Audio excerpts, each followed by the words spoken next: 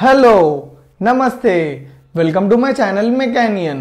మన third series వచ్చేసి engineering mechanics. మన థర్డ్ సిరీస్లో 43rd వీడియో వచ్చేసి ప్రాబ్లమ్స్ ఆన్ ఈక్విలిబ్రియం. సో ఈ వీడియోలో మనము ఈక్విలిబ్రియంకి సంబంధించిన కొన్ని ప్రాబ్లమ్స్ని డీటెయిల్డ్గా డిస్కస్ చేస్తాము. ఓకేనా? సో ఇప్పుడు మనము ప్రాబ్లం యొక్క క్వశ్చన్ని డీటెయిల్డ్గా చూద్దాము. సో క్వశ్చన్ ఏమి ఇచ్చిండు? సో ఇక్కడ మీరు చూసుకున్నట్టయితే మళ్ళీ క్వశ్చన్ అనేది టెక్స్ట్ ఫార్మాట్లో ఇచ్చిండు. నేను ఏం చేసిన అంటే అందులో ఉన్న గివెన్ని రాసేసుకున్నాను. సో ఇప్పుడు మీరు చూసుకున్నట్టయితే మన గివెన్ ఏమి ఇచ్చిండు? హార్ 100 mm ఇచ్చిండు. ఇంకా మనం లేం కనుక్కోమంటుండు. సో ఈ ఫిగర్ని చూసి మనము అండర్స్టాండ్ చేసుకుందాం అసలు ఫిగర్లు ఏమి ఇచ్చిండు, మనం ఏం కనుక్కోవాలి అని. మీరు చూసుకున్నట్టయితే 2 సర్కిల్స్, ఒక సర్కిల్ మీద ఇంకో సర్కిల్ ఉంది. అండ్ మీరు చూసుకున్నట్టయితే ఈ 2 సర్కిల్స్కి మధ్యలో డిస్టెన్స్ 360. ఇవి ఒక కేజ్లో ఉన్నాయనుకోండి. సో ఓకే, ఇవి ఒక కేజ్లో ఉన్నాయనుకోండి. ప్లస్ ఈ 2 సర్కిల్స్కి మధ్యలో గ్యాప్ ఎంత? ఇంకో ఈ పాయింట్, ఇక్కడ నుంచి ఇక్కడ వరకు డిస్టెన్స్ ఎంత? 360. ఓకే, ఈ పాయింట్ నుంచి ఈ పాయింట్కి డిస్టెన్స్ 360. అండ్ రేడియస్ ఎంత ఇచ్చింది మనకి? 100. అంటే మీరు చూసుకోండి, ఈ పాయింట్ నుంచి ఇక్కడికి 100 కాదా, మళ్ళీ ఇక్కడ నుంచి ఇక్కడికి కూడా 100 కదా, ఇక్కడ నుంచి ఇక్కడికి కూడా 100 కదా. ఎందుకంటే 2 స్పియర్స్ యొక్క రేడియస్ ఎంత? 100. సో ఇది 100 ఇది కూడా 100 కదా. ఓకే, అది క్లియర్గా ఉంది. నెక్స్ట్ ఇది 200 ఎట్లా వచ్చిందని మీ డౌట్, అవునా కదా? చూడండి, బి ఇంకా సి మీకు 200 ఎట్లా వచ్చిందో డౌట్. మీరు చూసుకున్నట్టయితే సెంటర్ నుంచి ఏ సర్కిల్ పాయింట్కైనా డిస్టెన్స్ ఎంత? రేడియసే కదా. సో సెంటర్ నుండి ఏ పాయింట్కైనా, సర్కిల్ మీద ఉన్న ఏ పాయింట్కైనా డిస్టెన్స్ ఎంత? రేడియస్. సో ఇక్కడ నుంచి ఇక్కడికి ఎంత? 100. మళ్ళీ ఇక్కడ చూసుకున్నట్టయితే సెంటర్ నుంచి ఏ పాయింట్ ఆఫ్ ది సర్కిల్కైనా డిస్టెన్స్ ఎంత? రేడియస్ కదా. సో ఇదెంత? 100. ఇది కూడా ఎంత? 100.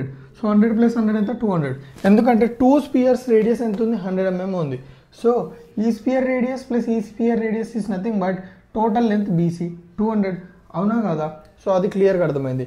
సో నెక్స్ట్ మీరు చూసుకున్నట్టయితే బి నుంచి నేను ఒక లైన్ డ్రా చేసుకున్నాను మీదికి. Okay, at the same time C నుంచి కూడా నేను ఒక లైన్ డ్రా చేసుకున్నాను మీదికి. సో ఈ డిస్టెన్స్ ఎంత అయిపోతుంది? ఈ డిస్టెన్స్ 100 ఉందంటే డెఫినెట్గా ఈ డిస్టెన్స్ కూడా 100 ఉంటుంది. సేమ్ వే సిఏ, ఈ డిస్టెన్స్ 100 ఉంటే ఈ డిస్టెన్స్ కూడా 100 ఉంది. సో ఇక్కడ మీరు చూసుకున్నట్టయితే ఈ డిస్టెన్స్ 100, ఈ డిస్టెన్స్ 100. అప్పుడు ఈ మధ్యలో డిస్టెన్స్ ఎంత ఉంటుంది? 100 + 100 ఎంత? 200.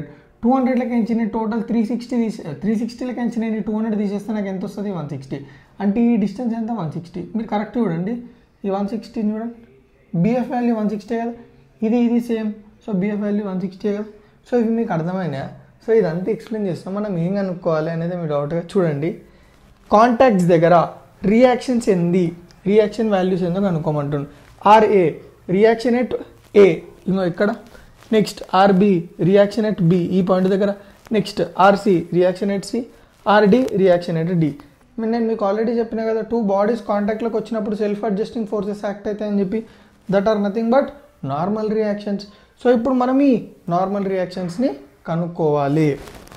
సో ఇక్కడ మీరు చూసుకోండి, ఫస్ట్ నేను ఏం చేసిన అంటే ఏ ట్రయాంగిల్ కనుక్కున్నా, నేను ఈ వాల్యూస్ ఎందుకు కనుక్కున్నా మీకు ఎప్పుడు ఐడియా వస్తుంది. 160 ఇంకా 200.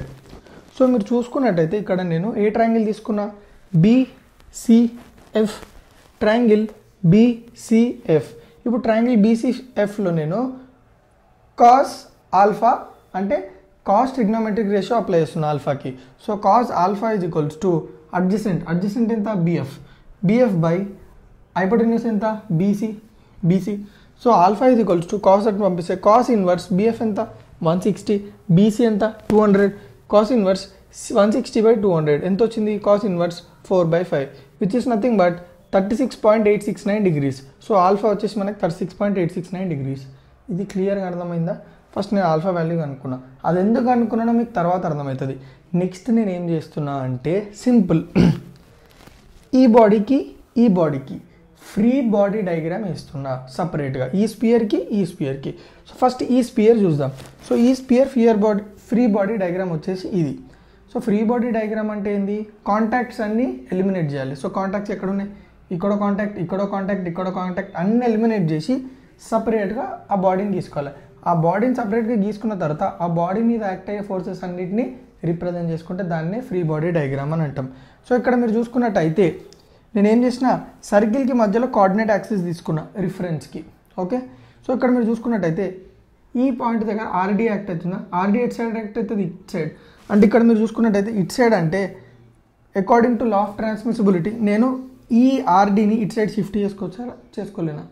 నేను మీకు లా ఆఫ్ ట్రాన్స్మిసిబిలిటీ అంటే ఏందో కూడా ఆల్రెడీ చెప్పేసిన. సో ఈ ఫోర్స్ నేను ఈ డైరెక్షన్లో రిప్రజెంట్ చేసుకోవచ్చా లేదా? సో అందుకే ఆర్డీ ఫోర్స్. నెక్స్ట్ ఆర్సీ ఏ డైరెక్షన్లో యాక్ట్ అవుతుంది? ఈ డైరెక్షన్లో. ఇప్పుడు ఈ డైరెక్షన్లో యాక్ట్ అవుతుందంటే నేను ఈ డైరెక్షన్లో రిప్రజెంట్ చేసుకోవచ్చా లేదా? ఈ క్వాడ్రంట్లో, ఈ యాక్సిస్లో according to law of transmissibility. So ఒక్కసారి చెప్తా, లా ఆఫ్ ట్రాన్స్మిసిబిలిటీ అంటే ఏంటంటే ఒక ఫోర్స్ని నువ్వు ఇంకో ఫోర్స్ తోటి రిప్లేస్ చేయొచ్చు. ఎప్పుడు అంటే ఆ ఫోర్స్, ఇప్పుడు ఏ ఫోర్స్ని అయితే రిప్లేస్ చేయాలనుకుంటున్నావు, సపోజ్ చూడండి, ఇప్పుడు యాక్చువల్గా ఆర్సీ ఇట్లా యాక్ట్ అవుతుందా లేదా? ఇప్పుడు ఈ RC4 బాడీ ఎట్లుంది, ఇట్లుంది. ఇప్పుడు RC4ని రిప్లేస్ చేయాలంటే చూడండి, ఫస్ట్ దాని లైన్ ఆఫ్ యాక్షన్ ఎక్స్టెండ్ చేసుకున్నా కదా, ఆ లైన్ ఆఫ్ యాక్షన్ ఏ డైరెక్షన్లో ఉందో నేను రిప్లేస్ చేయాల్సిన ఫోర్స్ కూడా అదే డైరెక్షన్లో ఉండాలి. ప్లస్ దీని మ్యాగ్నిట్యూడ్ ఎంత ఉందో దీని మ్యాగ్నిట్యూడ్ కూడా అంతే ఉండాలి. అంటే the replaced force must act along line of action of force and magnitude అనేది సేమ్ ఉండాలి. ఈ ఫోర్స్ లైన్ ఆఫ్ యాక్షన్ ఎట్లుంది, ఇట్లుంది. సో అదే డైరెక్షన్లో మనము ఇంకో ఫోర్స్ ఏదైతే రాసుకోవాలనుకుంటామో ఆ ఫోర్స్ అదే డైరెక్షన్లో ఉండాలి, ప్లస్ సేమ్ మ్యాగ్నిట్యూడ్లో ఉండాలి. సో అట్లా చూసుకున్నట్టయితే ఆర్సీ కింద నుంచి యాక్ట్ అవుతుంది అంటే ఇప్పుడు నేను దాన్ని రిప్లేస్ చేసి మీద పెట్టచ్చా లేదా? సో ఆర్సీ సిమిలర్గా ఆర్డీ ఈ డైరెక్షన్లో యాక్ట్ అవుతుంది, ఈ డైరెక్షన్లో ఆర్డీ యాక్ట్ అవుతుంది. నేను అదే ఆర్డీని ఇక్కడ రాసుకోవచ్చా, రాసుకోలేను according to law of transmissibility. చూడండి, అర్థమైందా? సో ఆర్డీ ఆర్సీ ఇక్కడ మీరు చూసుకున్నట్టయితే ఆర్బీ ఎట్ సైడ్ యాక్ట్ అవుతుంది, ఇట్ సైడ్ యాక్ట్ అవుతుంది. సో ఇట్లా యాక్ట్ అవుతున్నప్పుడు నేను according to law of transmissibility నేను ఈ డైరెక్షన్లో రాసుకోలేనా? So simple, law of transmissibility వాడి మనము ఇక్కడ యాక్ట్ అయ్యే ఫోర్స్ నేను ఈ డైరెక్షన్లో గీసుకున్నా. సో గీసుకున్న తర్వాత చూడండి, ఇప్పుడు చూడండి. ఓకే, నెక్స్ట్ సెకండ్ కూడా చూద్దాం.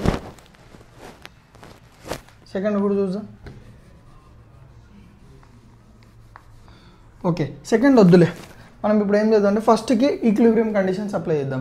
ఇక్కడ మీరు చూసుకున్నట్టయితే బాడీ అనేది ఈక్విలిబ్రియంలో ఉందా లేదా? సో ఈక్విలిబ్రియంలో ఉంటే ఈక్విలిబ్రియం కండిషన్స్ అప్లై చేయొచ్చు కదా. Sigma FX is equals to 0, sigma FY is equals to 0. First sigma FX is equal to 0 solve చేద్దాం. సిగ్మా ఎఫెక్ట్స్ అంటే ఏంది? Forces acting along X direction. అవన్నిటిని యాడ్ చేస్తే మనకు సిగ్మా ఎఫెక్ట్స్ వస్తుంది. సో సిగ్మా ఎఫెక్ట్స్ ఎఫ్ డైరెక్షన్లో ఏమేమి ఫోర్సెస్ యాక్ట్ అవుతున్నాయి? ఆర్డీ ఒక ఫోర్స్ యాక్ట్ అవుతుంది. నెక్స్ట్ ఆర్బీ అనేది ఇంక్లైన్డ్ ఉందా? ఇప్పుడు దీన్ని రిజాల్వ్ చేస్తున్నాం చూడండి. ఇది ఆర్బీ కాజ్ ఆల్ఫా, ఇది RB sine alpha. So along negative X axis ఉంది RB cos alpha. Along negative X axis అంటే సింబల్ ఏమైపోతుంది? Minus. RD minus RB cos alpha is equals to 0. Therefore, RD is equals to RB cos alpha is equals to RB cos alpha. Next, sigma Fi is equals to 0 and solve చేస్తున్నా. Solve చేస్తే మనకి ఏమొస్తుంది చూడండి. చూడండి, W కిందికి act అవుతుంది and RB sin alpha కూడా కిందికి యాక్ట్ అవుతుంది. అంటే మీకు ఏమర్థమైంది? కిందికి యాక్ట్ అవుతుంది అంటే ఎలాంగ్ నెగిటివ్ y డైరెక్షన్ అంటే సింబల్ ఏమవుతుంది? మైనస్ అయితే. So minus W minus RB sin alpha. కానీ మీరు చూసుకున్నట్టయితే RC మీదికి యాక్ట్ అవుతుంది ఎలాంగ్ పాజిటివ్ y యాక్సిస్, అందుకే ప్లస్ వచ్చింది. So plus RC minus W minus RB sin alpha is equals to 0. So ఈ రెండింటిని అటు పంపిస్తున్నా. RC is equals to W plus RB sin alpha. So body, ఈ free body diagram and దానికి equilibrium conditions క్లియర్గా అర్థమైనాయా? ఓకేనా? So ఇందాక మనము ఎక్కడి వరకు చూసినాము?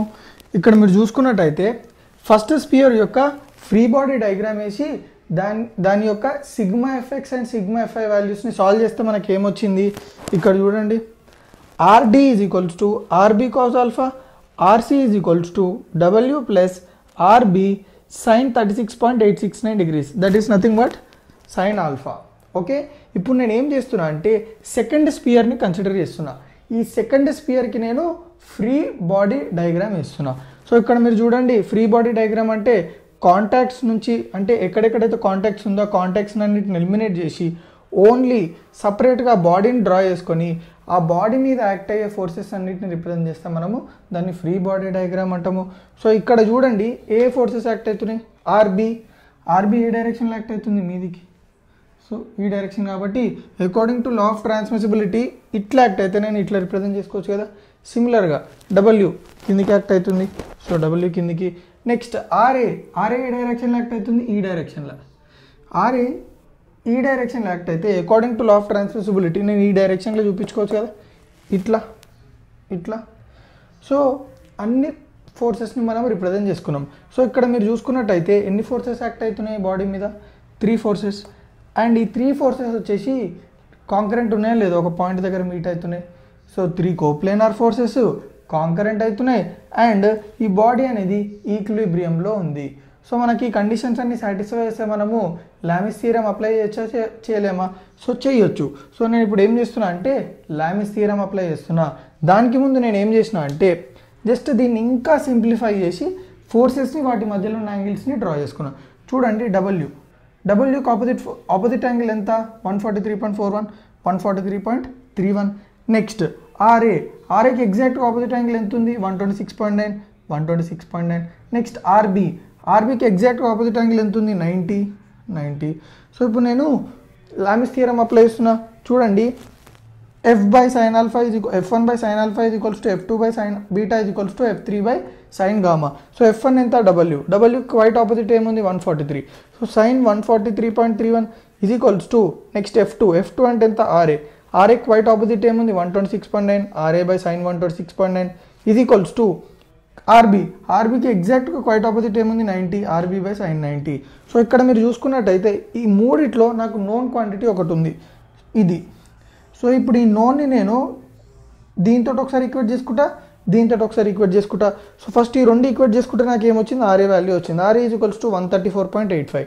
తర్వాత దీన్ని ఇంకా లాస్ట్ దీన్ని ఈక్వేట్ చేసుకుంటే నాకు RB ఈజ్ ఈక్వల్స్ టు 166.66 వచ్చింది. సో నాకు RA వచ్చింది, RB వచ్చింది. ఈ RAని RBని ప్రీవియస్ ఫ్రీ బాడీ డయాగ్రామ్లో మనము sigma FX sigma FY solve చేసినప్పుడు వచ్చిన రెండు ఈక్వేషన్స్ ఉన్నాయి చూడండి.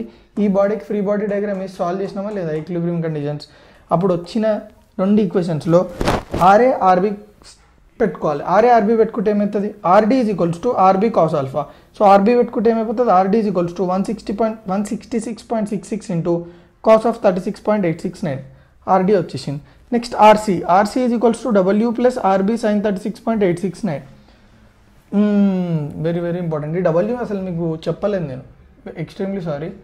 W అనేది 100 newton, 2 spheres of same mass, so 100 newton. So RC is equals to